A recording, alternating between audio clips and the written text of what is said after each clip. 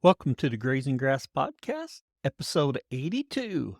Your mental health needs to be in line, and you need to be focused. So if you're having problems with your marriage, with your kids, if you're having financial problems, if you hate your job, if whatever is going on, get that taken care of. Because if you don't, your business is not going to thrive. It's probably just going to end up becoming another problem. You're listening to the Grazing Grass Podcast, helping grass farmers learn from grass farmers.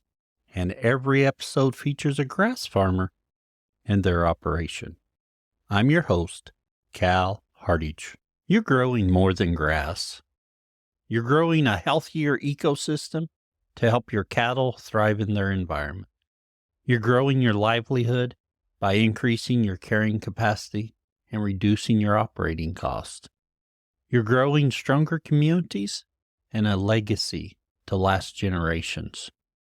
The grazing management decisions you make today impact everything from the soil beneath your feet to the community all around you. That's why the Noble Research Institute created their Essentials of Regenerative Grazing course to teach ranchers like you easy-to-follow techniques to quickly assess your forage production and infrastructure capacity in order to begin grazing more efficiently. Together, they can help you grow not only a healthier operation, but a legacy that lasts. Learn more on their website at noble.org/grazing. It's noble.org/grazing. Be sure and listen in the upcoming events for grazing courses coming near you. We have a wonderful show for you today. We have Meg Greski. She is a fellow Oklahoman. She, a few years ago, was Judy's intern, and we follow her path to what she's doing now and what she will be doing in the future. I think it's a really good episode, and I think you'll enjoy it. Before we get to Meg, 10 seconds about my farm, maybe a little bit longer than 10 seconds today. Last week, I told you we did blood tests to do pregnancy checking on my herd. Got the results back, and it didn't go real well. A much lower pregnancy percentage than I was hoping, much lower. When I think about the cause, my cows came out of winter kind of thin, but they didn't have till May, and by May, they had built back up enough body condition that I was good with them. I thought we were in good shape. The target in my mind is a body condition score of 6 at calving. And then, I have some cows where I've got like a 2-year-old heifer that's really got pulled down. So I expected her to be open. Cows aren't fleshy, but they're in good condition. There's some that are fleshy. I do know with doing May calving, that puts breeding season during hot weather in Oklahoma. 2 South Pole bulls, same 2 I used last year. Both of them basically got the same percentage because I had one with my red herd and one with my Corrientes, and then I combined them. One area that I was lacking this year that I did not do as good a job as I usually do, and it may be the main reason right here, I didn't do a good job with my mineral.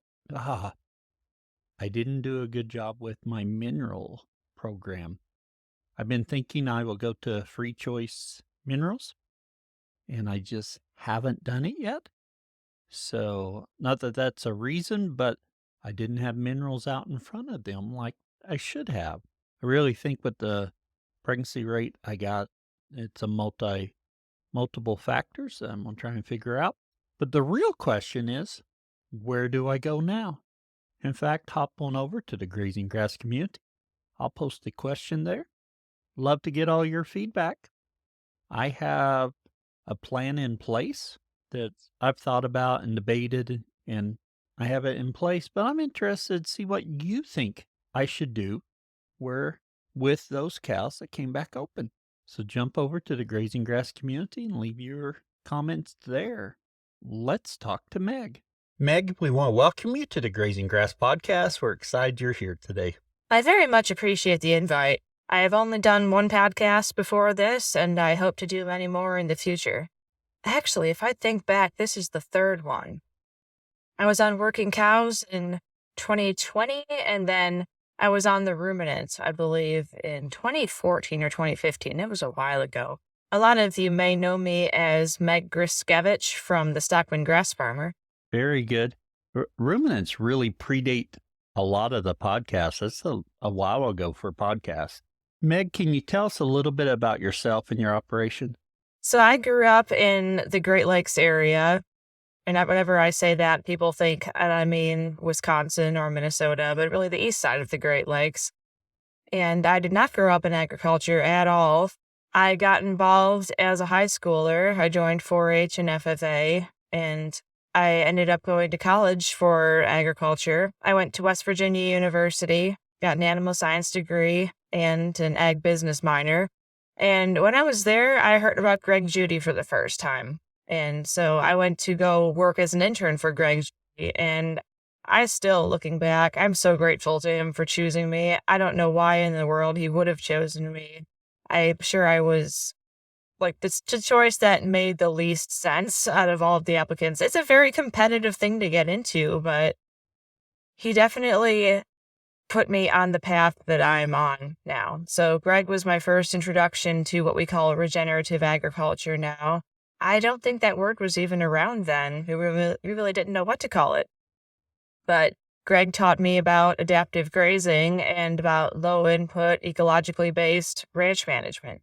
And so then I did a bunch of internships in college and after college. So besides working for Greg, I spent a little bit in Montana, and then I spent a few weeks in Texas and bounced around a bunch until I could kind of figure out where I wanted to be, and nothing really felt like it fit. So I just kind of tucked my tail between my legs and scurried on home for a little bit. And I set up Rhinestone Cattle Company when I got home. And I did a bunch of writing and a bunch of speaking during those years, and I still run into people who remember me from that, and that's really amazing to me. I'm hoping to spend more time in the public eye again, in an educational sense, because I feel like nothing that I know and nothing that I do matters unless it benefits somebody besides me. So I ran Rhinestone Cattle Company back home for 7 years, and the learning curve for the first 3 years was very steep and exhausting to climb. But as I moved forward and my business developed and changed, I came to the point where I realized that was not a location where I could really reach my potential, or I could reach the business's potential. That what I wanted to do was a much better fit somewhere else. So I quit my job, gave up my rented ranch, dumped my boyfriend, sold all my stuff, and moved 1,500 miles from anyone that I had ever met.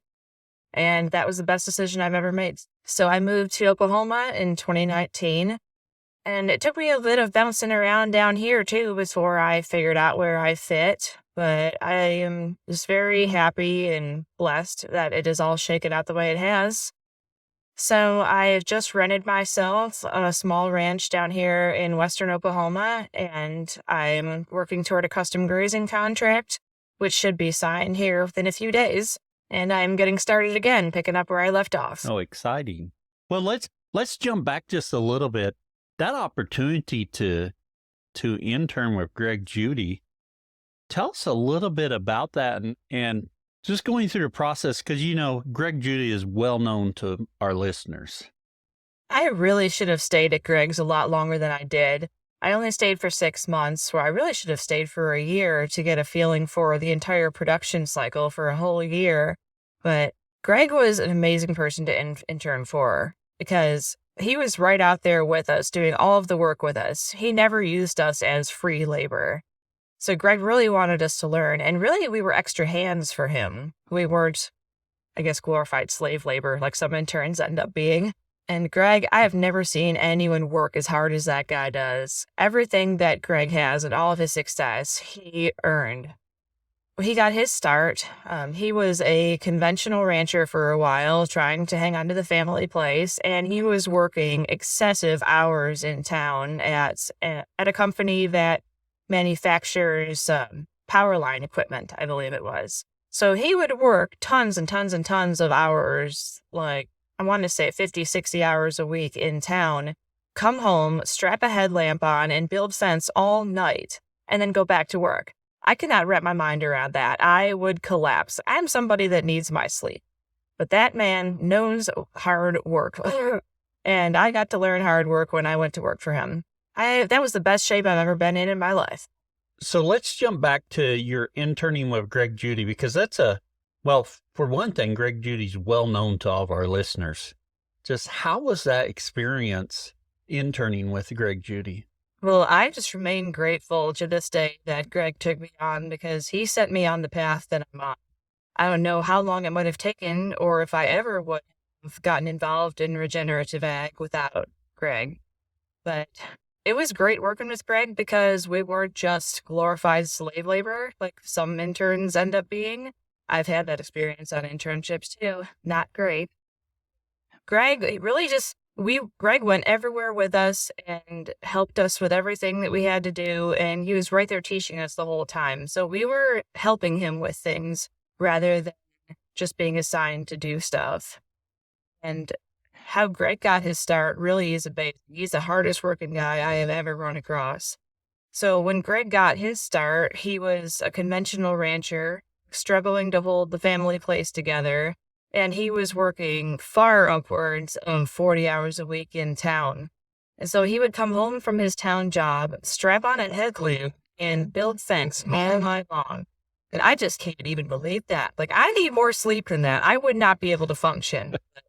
Everything that Greg has and all of his success is so well deserved. It was really cool to be there in the drought of 2012. So I got to see how Greg handled that drought versus how his conventional neighbors handled that drought. When the drought first started to hit, I got there in June, and Greg had already decided to enact his drought plan.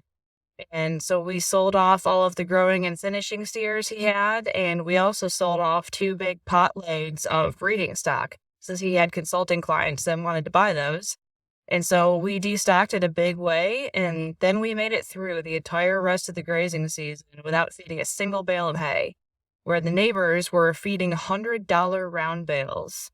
And they were still somehow calling Greg crazy while they were feeding those $100 round bales, but okay. So it got to be September, and we got the remnants of a hurricane came up from the Gulf of Mexico, and it rained and rained and rained. And I remember just standing in Greg's shop at the house, just watching it just stream down the driveway. And the next day we went out to move cattle, and that grass was brilliant green already that quick. Oh, yes. Since we hadn't damaged it during the time that we had no moisture. So I loved working for Greg, and I really should have stayed a lot longer than 6 months. I should have been there a whole year to see the whole production cycle. And did you say you were out there 2012? Yes, I was there from June to December 2012. I can't believe that's 11 years ago now. Wow. His book, Comeback Farms, I think was 2008, 2009, somewhere in there. So I was introduced to him through his book, and I don't even know where I came across that. I guess Stockman Grass Farmer, I'm not sure. But the first time I heard Greg speak was in 2012. I went to a small ruminants conference at Lincoln University up there at Jeff City. So that's the first time I got to hear him in person, which was amazing. And that's probably, well, it's not probably, at that time I had meat goats, but because of that conference, we decided to try hair sheep, from what Greg said and from what everyone else there was saying. How did you come across Greg, Judy? This is kind of a cool story. Like, you look back over the course of your life, and you can probably pinpoint just 1 or 2 moments that defined and changed the course of the entire thing. Say, like the day that you met your spouse, or the day your child was born, or something like that.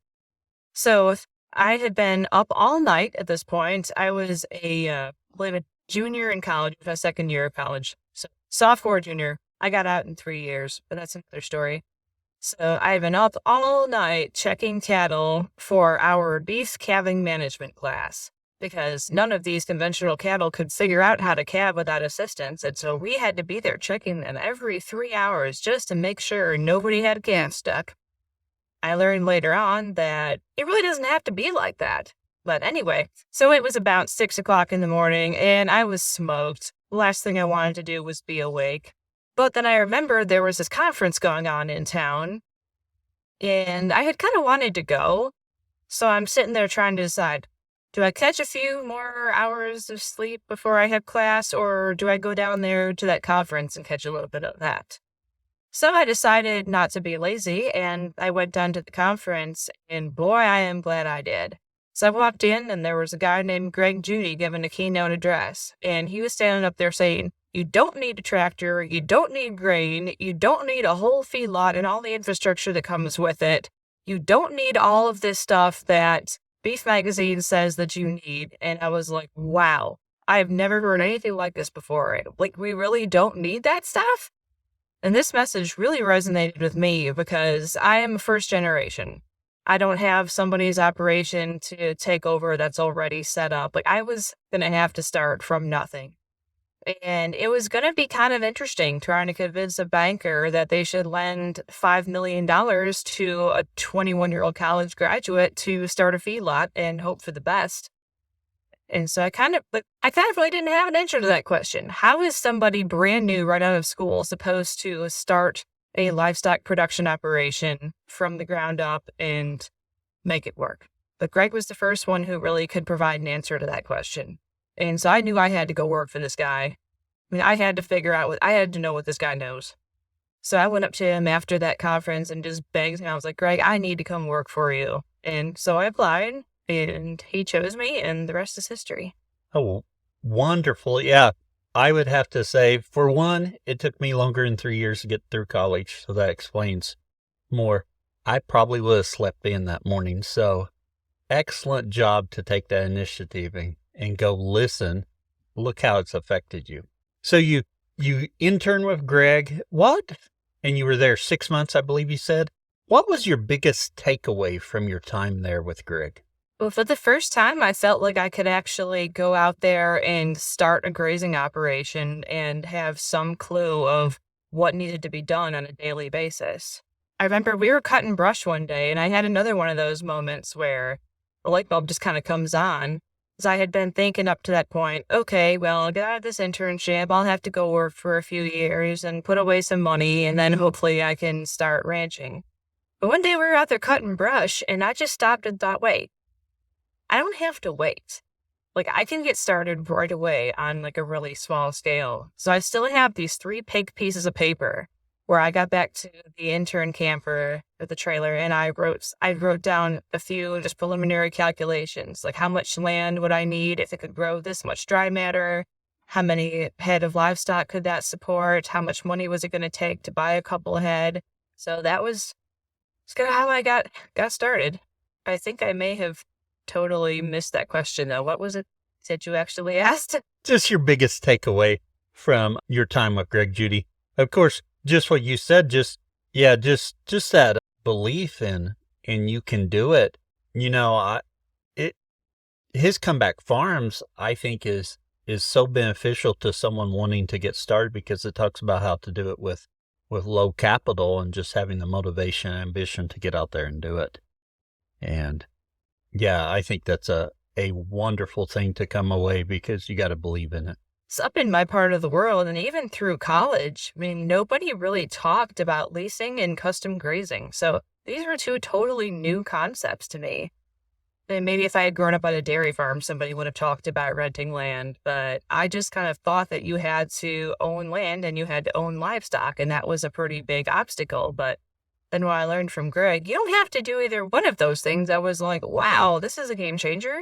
So I followed his model when I got started. I found some land to rent and I found a small herd to custom graze. And that's what I'm doing again now as I'm restarting down here in Oklahoma. And that brings up a question that we have that gets brought up all the time. Finding land to lease. How have you gone through that process to find land to lease? Well, my cousin is a CEO of a really, really big marketing company, like the company that does the marketing for Pizza Hut and Taco Bell. Kind of a big deal. I remember he always told me when I was younger, it's not what you know, it's who you know. Not politically correct to say that at all, but life really does run on connections and on relationships. And so the best way to find land is through somebody you know. And even if you don't know somebody, you can get to know someone. So when I started looking for land, I didn't have any luck in my immediate hometown area. It was not an agricultural area. People were not familiar with the concept. Nobody knew anything about livestock. Nobody wanted to know. I actually found out that I was going around and leaving like pamphlets and business cards on some people's doorsteps and stuff. I actually found out that they had started calling down to the town hall wanting to know about this scam that was going around. So I'm like, okay, well, maybe we need to find a different area. So I ended up finding land about an hour south of there in an area that still was very much agricultural. A lot of Amish people living down there. There were small dairy farms left. And problem was, I didn't know anyone down here. So how was I going to find land? Seems like everybody rents land from their neighbor or from a family member. So all you got to do is find one guy to be like your tour guide, like your Sacagawea. So I made friends with one guy down there, and he's like, oh, well, this guy's really old, and he's looking for somebody to take over. These folks live out of town, and this guy rents their land, but he's not going to probably do it again next year. And so you need somebody to kind of give you the inside scoop. There is also a concept of public land, not so much in the eastern U.S., but in the West. So there's BLM land, Bureau of Land Management, there's Forest Service land, and in Oklahoma, as well as I think some other states, there is school land. So in Oklahoma, there's parcels that every year they have an auction, and you can bid on the lease for these parcels. And so when you bid, if you're the high bidder, you get that lease on that parcel for 5 years. And then at the end of that 5 years, it goes up for auction again, and you have to be the highest bid again if you want to keep it. Which, I mean, there is pros and cons and ups and downs of doing that kind of thing. It could rub some people really the wrong way if they have had a parcel for 20, 30 years and some newbie comes in and bids it away from them. Not a great way to get started off with your neighbors, but it is an option. I thought about doing that. But then I took some of the auction reports for these school properties and calculated the dollars per animal unit of forage carrying capacity that people were bidding, and some of them were just ridiculous. I'm thinking, these guys clearly do not know their numbers if they are bidding that. But yeah, public land is an option as well. And public land's not something that comes to my mind readily, or even the school land. I'm sure that's more the case in western Oklahoma.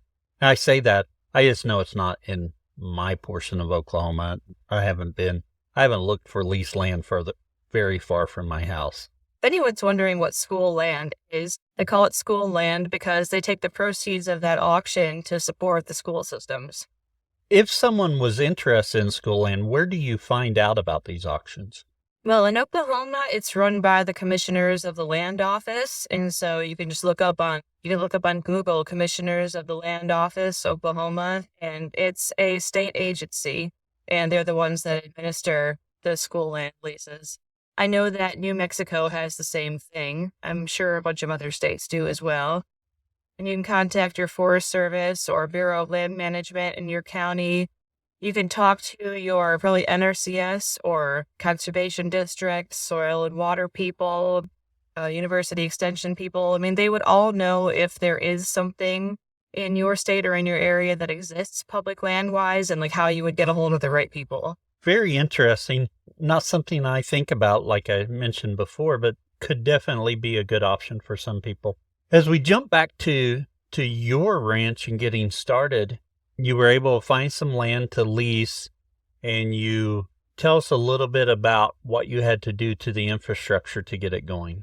Well, the property that I ran for most of my time, the Northeast, was one that I was just driving into town to get groceries one day, and I took the back road. So I'm like, well, I've never been down this way before. And I drive down that road, and there is 180 open acres, an abandoned dairy farm that is just sitting there. And I said, wow, that's who I'm looking for. I need to find out who those people are. And there was a family still living there, but they weren't operating the farm at all. So I asked around town, I was like, who owns that place? And what's the deal with it?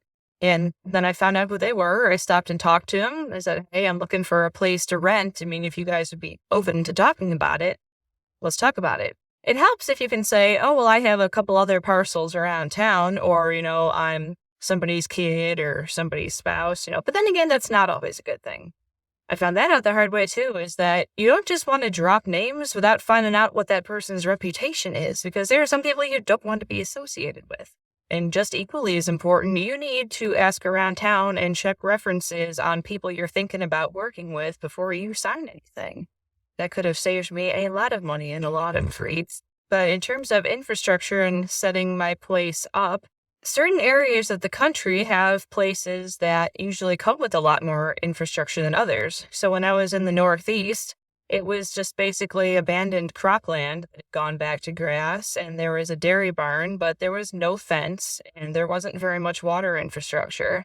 There was one water faucet on the side of the dairy barn, and then at the other end of the property, there was the old homestead, which had a well. And that old homestead is where the 90-year-old landowner was born. So that was pretty cool. That place had been in their family for 5 generations, and it's still in their family. It's really pretty cool. But I had to build a perimeter fence around the whole place, 20,000 foot of fence, since it was 180 open acres, but it was a really irregular shape. Ins and outs, corners and ups and downs. It was not just a square. So I put up 3 strands of high tensile on solid fiberglass line posts. They were 1.25 inch posts. 3 strands, the top 2 were hot. And so I got that done, and then I used polywire around the entire rest of the interior. And then in terms of water, the guy had a son who is a disabled war veteran who was living on the place, and he has a backhoe. And he would sure like to go dig holes with a backhoe for a case of beer, so I had him go dig a bunch of test holes around the property to see where I could get water. And I had such a small herd, turns out these test holes were big enough to use just to water livestock out of. And there were some broken terraces that held water at certain parts of the year. So obviously on a rented place, I'm not wanting to throw a whole bunch of permanent infrastructure at it. And so I had movable tanks, and the fence, all the perimeter fence that I built, I put it in a lease. This fence belongs to me. So you can either buy it from me at the end of the lease, or I'm going to pull it up and take it with me. That was an important lesson I learned from Judy as well, because Greg had a guy that signed a lease with him basically just to get Greg to build a fence. So the guy signs the lease, Greg builds the fence, and then the guy kicks him off. And Greg goes, I don't think so. And Greg went out there in the middle of the night and tore out all that fence. Man, that landlord was angry. But then Greg just says, look at your lease, buddy. So I put in a lease that anything that I bring on the place is mine. I know that Greg talks about in his Comeback Farms on the lease farm agreement about that wire, that fence, put in there in the agreement that's yours. Just a similar situation here. I had a neighbor rent 90 acres down the road from me, and I helped him put in a barbed wire fence on that. And he barely got it finished and barely had cattle on there, and they ended his lease. So they kind of did the same thing. Except he didn't have anything, and they got the good fence. It's still there. Yeah, I'm just very lucky that Greg told me to look out for that kind of thing, because starting out with no background in agriculture, that's not something I would have even thought of.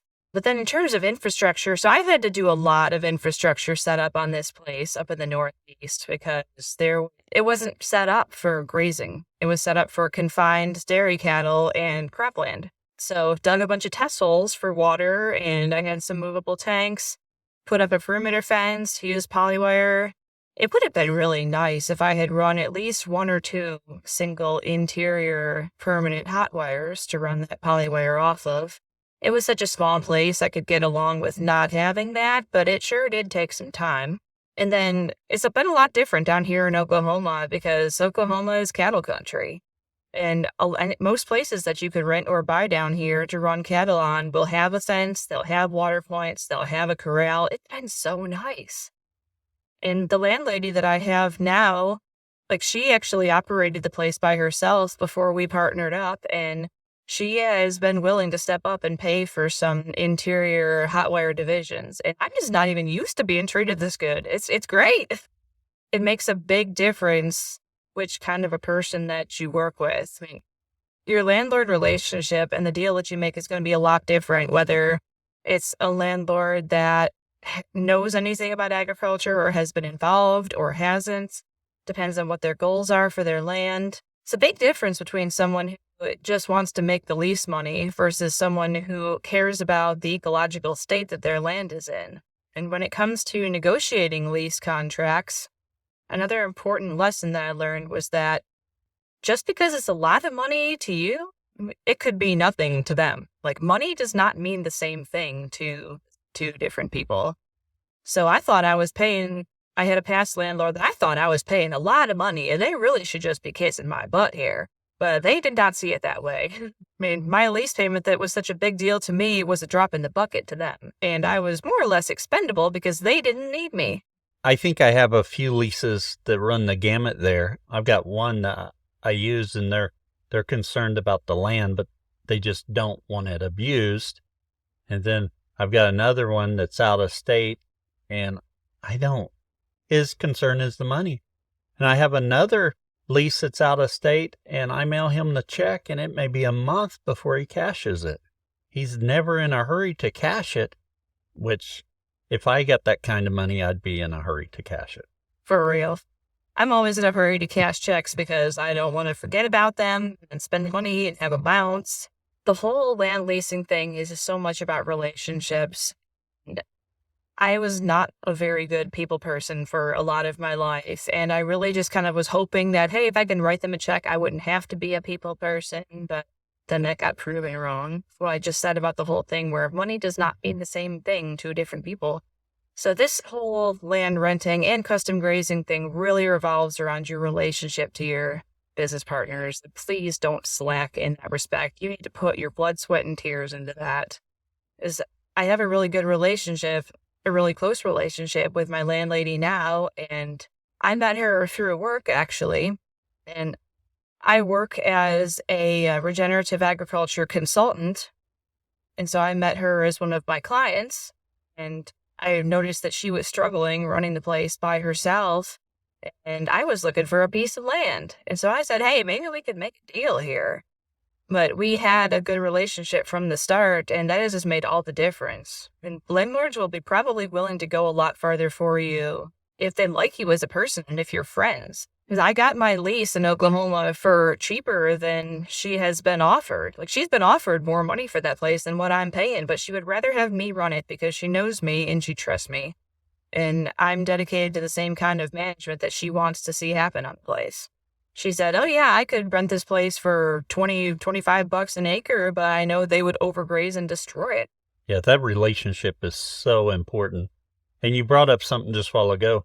That relationship's important with your leasing the land portion, but you've also got the opposite side where you're custom grazing, so you've got that relationship with the livestock owner. Yes, I mean, the livestock owner needs to trust you and have confidence that you know what you're doing.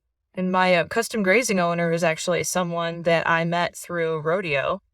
We have yet to sign our contract, so this is all pending signatures actually hitting the paper, but he seems at this point like he's going to be easy to work with, and we're on the same page about a lot of stuff. So it's kind of funny that, like Greg Judy, I'm starting out down here with rodeo stock. As Greg did a bunch of custom grazing with rodeo stock when he started, and so I'm going to be, as long as things work out, taking on a whole bunch of young bucking horses for the winter. I'm really excited to do that because I actually ride bucking horses for fun, and I own a few bucking horses, but I am kind of nervous about managing a large herd of young horses because I feel really confident with cattle. I feel like I know cattle inside and out, but horses, I mean, they are different. And that's my primary concern is them running through hot wires, but I feel like if I give them enough space, especially during the training period, and I make sure that wire is highly visible, maybe thicker, brighter white wire, or putting in more posts along the metal wire, that they should hopefully be able to see things before they run through them. And that'll be interesting to see how that goes for you because, it's been mentioned numerous places, but of the animals, livestock animals that really, they all need rotationally grazed and managed. But horses a lot of times get stuck in a few acres next to the house and they graze that pasture down. So I have looked for someone, using regenerative practices with horses to get them on the podcast, and I have not been very successful with finding someone thus far. So I'm excited to see how this goes for you and what you learn from it. Yeah, I can report back in a few months and give you a lot more information. I'm not sure if Greg Judy ever did horses. I know he had rodeo bulls. He has a great story about the bull owner trying to relieve himself in the pasture and getting freight trained from behind by his bull. But yeah, I will have an update on the horses. I know that Nicole Masters has a module on her website that you can take and watch that's about adaptive grazing with horses. I have a colleague who is a rangeland specialist who lives up around Nowata County that he firmly believes that horses should be dry lotted and fed hay, that they are so destructive to grazing lands that they shouldn't even have access to it. But I think that if you manage them carefully and intentionally, that they could be a source of income. And we've had grazing animals with all different types of mouth parts, different grazing habits, forage preferences, and digestive systems. So the multi-species grazing is really, really important, I think, for long-term economic efficiency, a grazing property. Not to mention the ecological maintenance as well. So I am actually hoping next year to start experimenting with sheep and goats using virtual fence collars. I really want to have sheep and goats now, but the fencing thing is just kind of daunting. But there is a company called No Fence, and they're out of Norway. They are well established in Europe and overseas, and they've been doing pilot herds and test projects in the US, but they're actually going to roll out a sheep and goat collar commercially, they said, next year.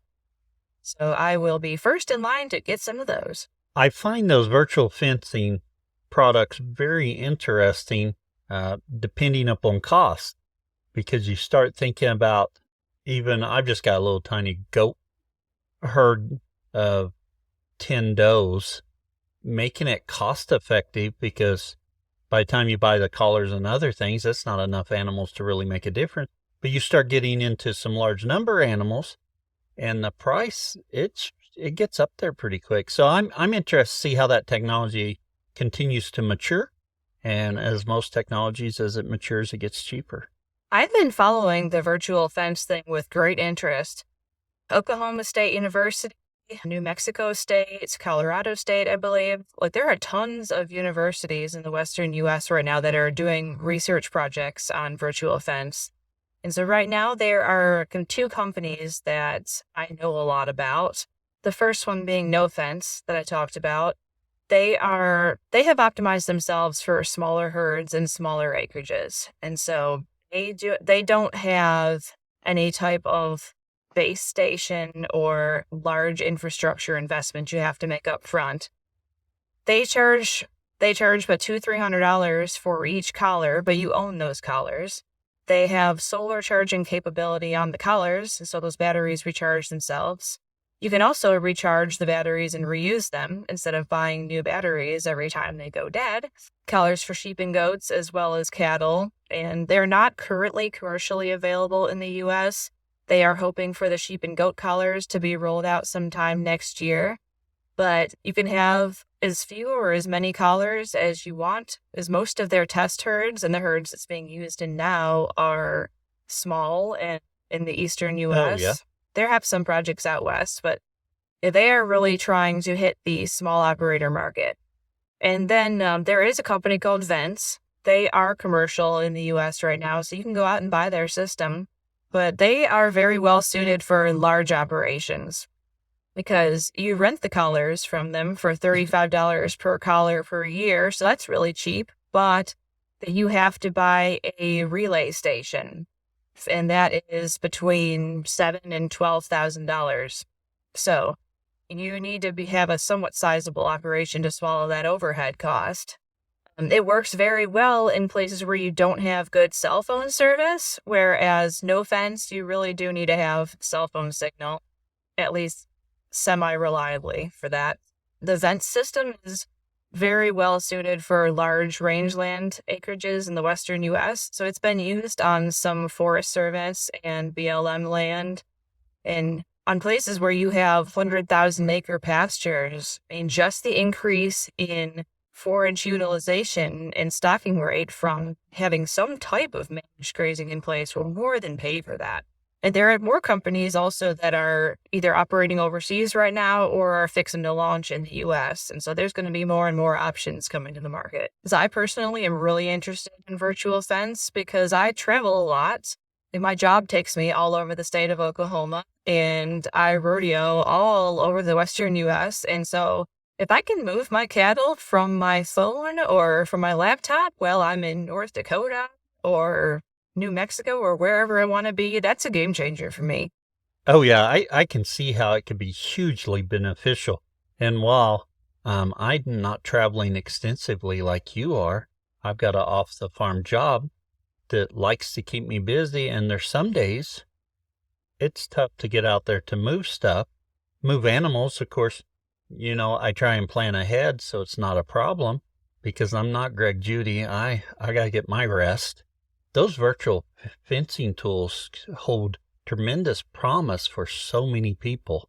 Because in my consulting work, we just hear so often, oh, I can't do adaptive high density grazing stuff. That's so much work. Which really it's not, but if we could take that excuse away from people, think, hey, you can do this from your armchair. You don't even have to miss the OSU game for this. Back when I was in New York, I was working full time and I was running my ranch by myself. So my average day was that I would get up and drive about an hour and a half to work. And I was an artificial inseminator on dairy farms. So I would go hit a whole bunch of farms, heat detect and breed a bunch of dairy cows, and then I would drive about anywhere from an hour to 2 hours to my rented property because I was trying to stay away from the dairy farms. Then I would go and hopefully get my cattle moved before dark. I mean, some days I was really pushing it and it was stressful sometimes, but I would get my cattle moved and then I would go home and get home probably about 9, 10 o'clock at night, hopefully sleep a little bit before I got to get up at 6 or 7 the next morning. So do not try and tell me that this adaptive grazing thing is too much work. If I could do it driving by 500 miles a day with a full-time job by myself, I do not want to hear your excuse. Yeah, but like you said, so many people say, well, I just can't do that each day. And like you point out, it doesn't take all that much time each day to get it done. No, and what I usually tell people is that you should start by rotating your cattle however often you check them. So say that you check them every 3 days. Just every time you go out there, give them a new break of grass. That way you're not out there any more frequently than you would be otherwise. And then once you kind of get the hang of it, it becomes really quick and easy, then you can step it up. And the other thing I hear a lot of is people say, oh, I would never have the time to do that. It's because they have 5, 6, 7 different herds of cattle scattered all over 3 counties, and their parcels are all really broken up. And I had that for a while. I mean, not to that degree, but I had properties that were not contiguous, that were on the opposite side of town from each other, and didn't take me very long to put those herds together and just hire a trucker, take them a few miles back and forth every couple months. It was not worth it to me to have 2 mineral feeders, 2 4-wheelers, or have to truck my equipment back and forth every day just to check on everybody. Having 2 different sets of polywired posts, and that just would have not worked out. So combine your herds, folks.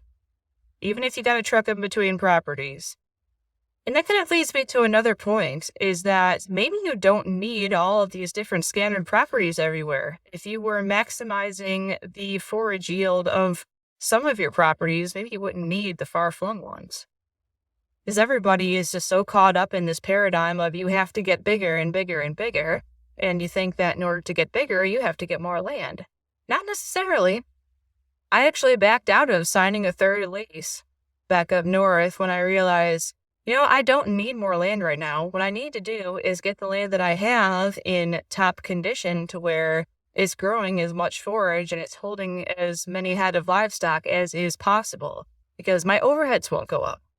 It'll be less driving around with a 4-wheeler and less making lease payments if I can just take a little bit of money and grow more forage on the place that I have. So that place that I had up north really needed some lime and needed some weed control. Like, I really should have attacked those things. I left money on the table because I figured that I didn't want to buy any inputs or put any soil amendment money in. I wanted to wait on the livestock to do it and renovate that property through the mob grazing, which it definitely improved. It definitely was happening, but I left a lot of money on the table waiting for that to happen. Sometimes you should just spend the money up front just to get to your maximum carrying capacity sooner and make more money for those subsequent years, instead of spending those years waiting for your land to improve. Sometimes it's worth the money. I think you bring up a couple interesting points there, excellent points. Combining your herd, I've done that at times, and then I'll split them up because I've got some lease properties that are not next to each other. I've walked them between properties, trying to follow Judy's cattle drive. I ended up just the other day combining them back into one herd again because that's what I really want to do. It makes management on my part easier. I go one place, I put up my polywire, I'm done. I'm not having to travel 15, 20, 30 minutes over to another property and do it. So I'm trying to figure out that getting them, I would like to walk them between properties, and it's not that often. I think it's just me getting out of way we've always done stuff, And I think a lot of people struggle with that. Oh, and I do too. I mean, us in the regenerative space, we talk so much about avoiding paradigm paralysis and not doing it the same way everyone's always done it, but it is so easy to just fall into the way that you've done it for the last 5 years.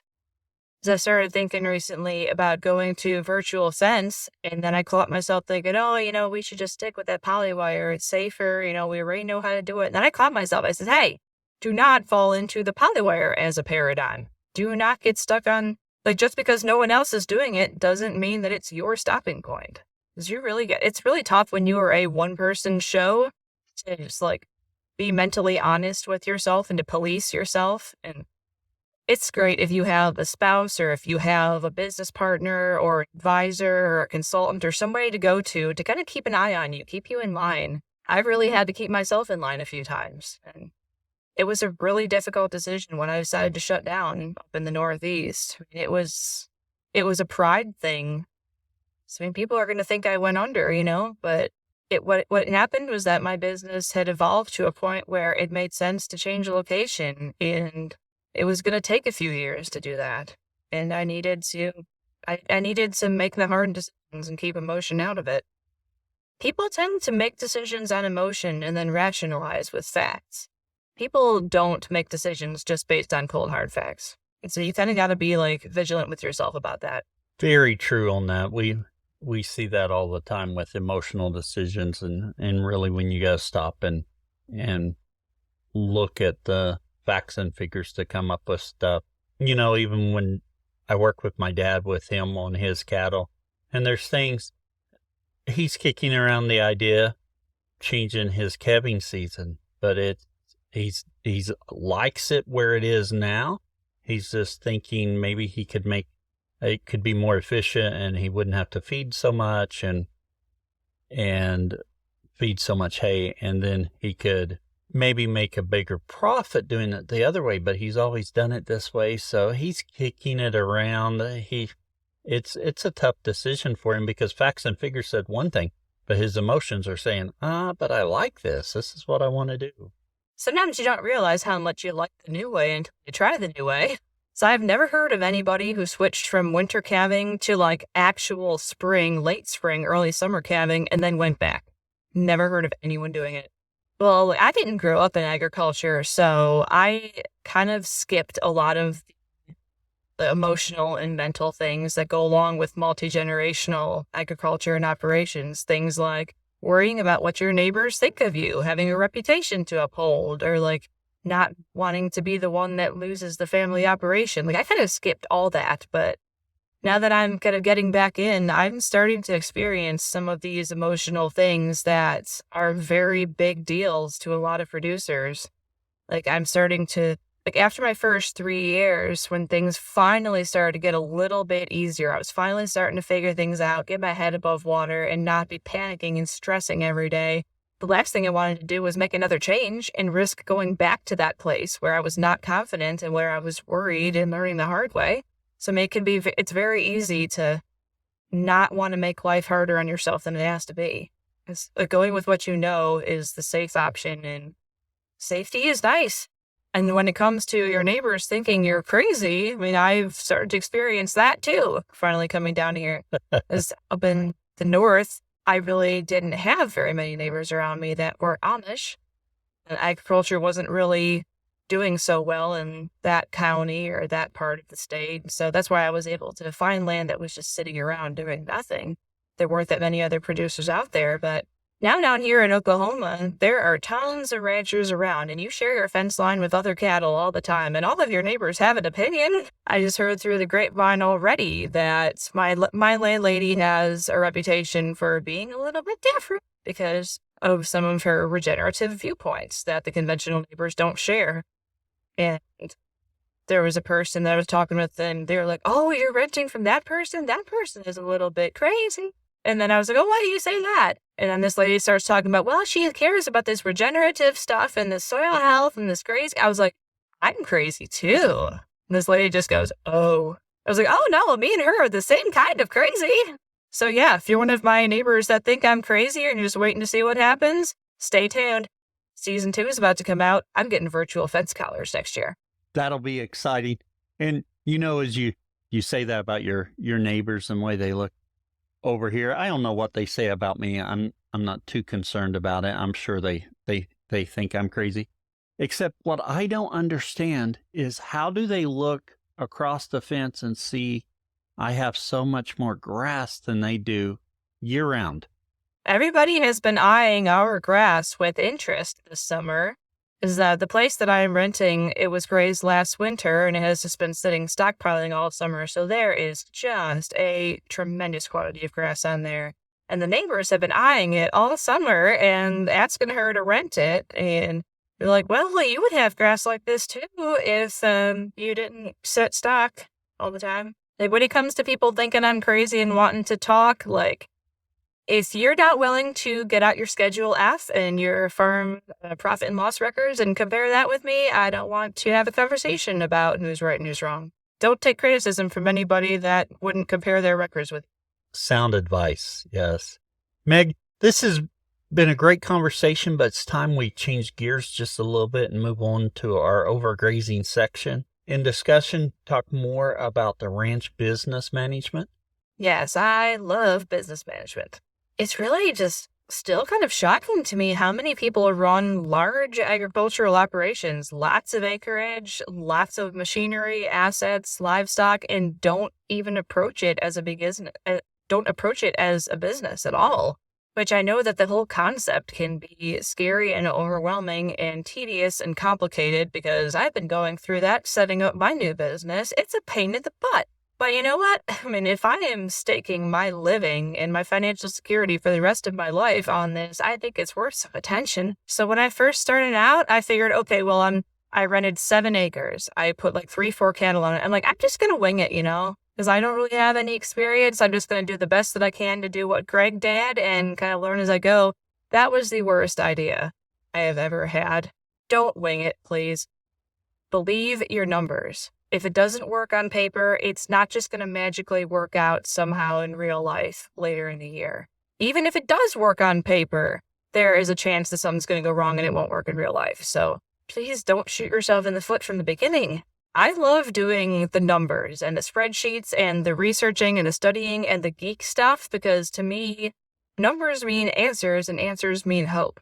And even if you're not the kind of person that wants to do that, to do the numbers and the business stuff, get a consultant or hire an accountant or get somebody else to do it for you, but it needs to be done. Where would you suggest for someone just getting started, or even someone sitting here listening and they're saying, I've really got to do a better job of that. I've been winging it. Where would you suggest they start? Ranching for Profit changed my life. The Ranching for Profit School. It's an expensive program to go to if you are not a large full-time operator, but they are starting to do some smaller, cheaper, shorter workshops and programs now. So Ranch Management Consultants is the group that puts on the Ranching for Profit schools. If you can afford to go to the Ranching for Profit school, you need to go. Believe me, you just do. I went in 2015 and I am going again in February. So I'm retaking it just because they've added a lot of material and changed a lot of things in the past 8 years. But definitely get on their email newsletter list for the announcements of when they're having their programs. But even also, if you don't consider yourself a rancher, anybody in agriculture, if you're a crop farmer, if you're a dairy farmer, no matter what you do, if it's agriculture related, ranching for profit will be relevant, I promise. With Ranching for Profit, I think Dave Pratt has written a couple of books. Are you familiar with those books he's wrote? I have one sitting right there on my nightstand right now, and I do not remember what it's called. Something Turnaround. Yes, the Turnaround Story, or... But yeah, Dave Pratt's books would also be a good place to start. Well, that's why that's where I was leading with that. Do you think those provide you a basis to get started till you can get to that Ranching for Profit? Yeah, I definitely think so. And there's a lot of people in the regenerative community now that are taking that information and passing it along. And also a handbook that Sarah came out with from a Sarah grant. It's called Building a Sustainable Business. And that's something you can get for free from the NRCS, most likely, or you can download that online. And that walks you through step by step putting together a business plan. And that is the best suited for existing businesses that need to make a turnaround, and also businesses that are wanting to direct market products or sell a physical product. Since I considered myself starting from scratch again in Oklahoma, I had to rearrange it and kind of change it around to be what I liked, but that's a good resource too. Very good. I'm not familiar with that, so I'm going to have to look that up. And if we can find a link, we'll add it in our show notes. And it is a Sarah handbook called Building a Sustainable Business. Okay. Yeah, I've made notes. I'll have to look that up and see. You mentioned spreadsheets. Are there any templates you use, or have you just developed your own? I really like to create my own. I took the Ranching for Profit method of enterprise analysis for businesses and kind of laid out my own system of keeping records along those lines. And I have done extensive spreadsheets on land costs that I have researched in the area, and things like rainfall, extreme weather events, land costs, and stocking rate per animal unit.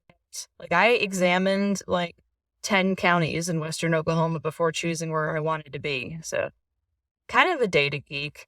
I also have a gigantic OneNote database. This thing is my life's work. It is my pride and joy. I wish OneNote had a word count feature, but they don't. So every time I read or hear or learn something that I think is important and I need to remember, I put it in this OneNote database. And it is categorized by topic, subtopic, and everything I put in there has a cited source. So I know exactly who said it and where I heard it. So I can search this thing and find information about anything that I need to know about. So if somebody wants to know what are the nutritional benefits of animal products raised on healthy soil versus conventional, I can just type that in, phytonutrients in grass-fed and grass-finished beef, and that whole thing pops right up. If I need information about a certain forage crop species, if I want to know facts about soil types, grazing management, animal health, genetics, issues, psychology, education, but there's all kinds of stuff in here. I have a whole list of resources, website links, useful facts. I don't really have a social life, no. I am so impressed by your OneNote system. I use Obsidian to do something similar, but it's much younger. It's a newer system, and I'm implementing the practice of doing this because I could see after years of doing that, the amount of information you have in there and your ability to pull stuff out and put stuff together is amazing. I think the German word Zettelkasten, Zettelkasten, I think something like that is that practice, it's fascinating to me. So I think it's wonderful you brought that up because very few people talk about that to me. I started out just taking clippings out of magazine articles and stuff. I would circle something, cut the article out, and put it in a hanging file folder. But then I could never remember, oh, where did I put that article or who said that, and then these folders got to be pretty big the more I read. So I'm like, we need to streamline this a little bit. Well, very good. I think that's wonderful. Like I said, I'm using Obsidian to do something similar, much younger process or newer process that I'm in there. If I'd started this when I was your age, I'd be amazed by what I had. I'm impressed with what I have now, but I'm just getting started good. As we go to all these workshops, we subscribe to these magazines, and we spend this money and our time learning, and then it usually goes in one ear and out the other. Like, this stuff isn't worth anything unless we can hang on to it and use it. Right, yeah. There's a whole nother tangent we could go on about memory techniques that I'm fascinated about. But we need to move to our famous 4 questions. Same 4 questions we ask of all of our guests. Yes, I stole that from the Bigger Pockets podcast. Please don't tell them.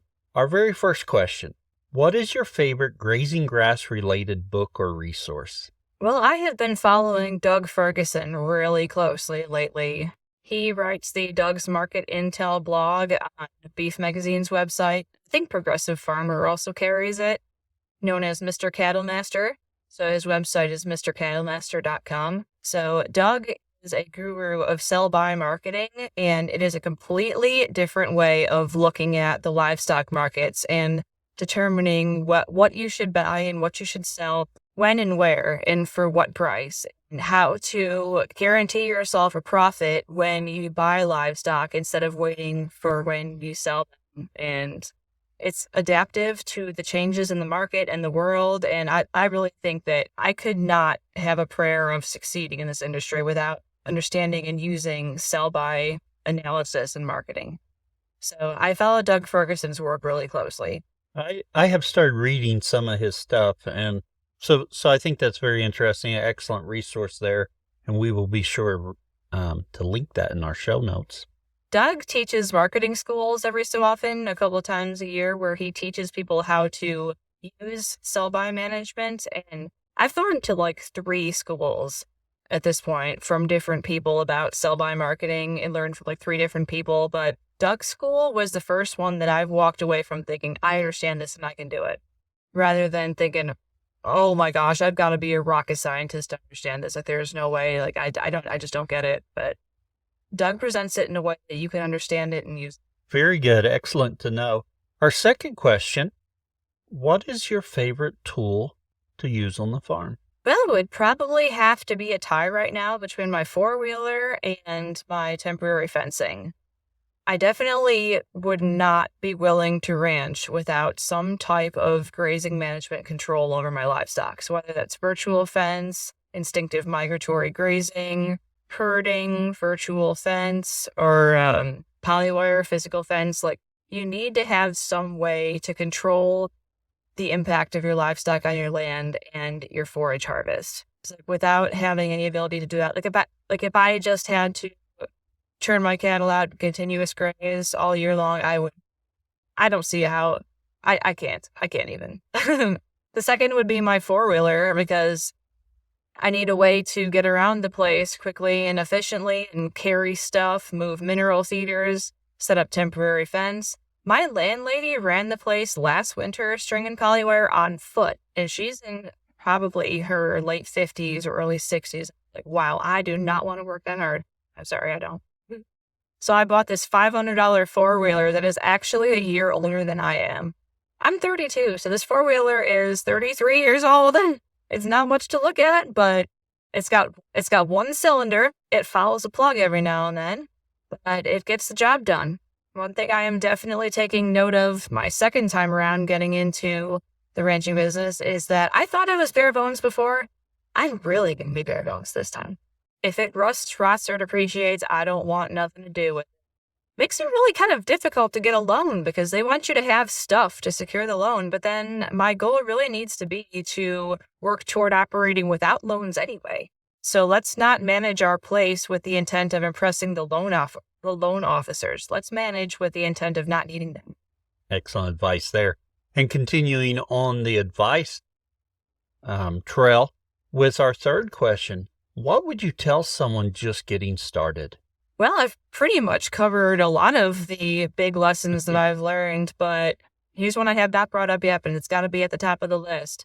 Your mental health needs to be in line, and you need to be focused, not just on like an hour to hour basis, but one of the biggest handicaps I had in my first attempt at the livestock business before I moved to Oklahoma was that I was suffering from severe depression that, looking back, I've had symptoms of that since seventh grade.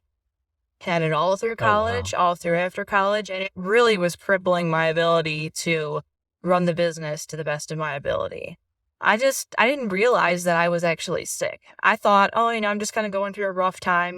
Things are going to be hard. It's getting started in agriculture. It's not going to be easy, or once this happens or once that happens, then I'll be happy. Then I'll be fine. But then a bunch of that stuff happened. And I'm like, why am I not happy? And that's when I realized that I actually had a physical illness. Like, there are chemical problems in my brain that you can't just like tough it out. You can't just get through it. I mean, depression is a physical disease. So I finally got on antidepressants, and it has made a world of difference. And I am proud to say I will be on them for the rest of my life. I don't care. I have no desire to ever get off them. It's night and day different now. And also, during the time that I was trying to run my first business, and all through college, all through my internships, I was just not focused on that. I was focused on a lot of other things, and I was not giving my career my full attention on like a long-term basis. And I was just kind of going through the motions while I was thinking about and striving towards other things. So make sure that you have got your mental health taken care of, and make sure that you are able to focus, because I am focused now. I mean, I kind of have the rest of my life in a personal sense. It's kind of lined out, and I am eating, sleeping, and breathing this grazing business this time. So if you're having problems with your marriage, with your kids, if you're having financial problems, if you hate your job, if whatever is going on, get that taken care of, because if you don't, your business is not going to thrive. It's probably just going to end up becoming another problem. Excellent advice on both of those. Mental health is so important, but gets overlooked so often. And then just being focused on your goals and where you're going and being clear about where you want to go. Lastly, Meg, where can others find out more about you? Well, I have a YouTube channel. I haven't posted much on there lately, but it does have some of my conference presentations from when I was up north. So that is Regenerative Ranching with Meg on YouTube. And you could also hit my email, mgcows@gmail.com. So mgcows@gmail.com. If you live in the state of Oklahoma, I work for a state agency that does regenerative ag consulting. I can't tell you which agency, because otherwise their PR people would have to review all this stuff.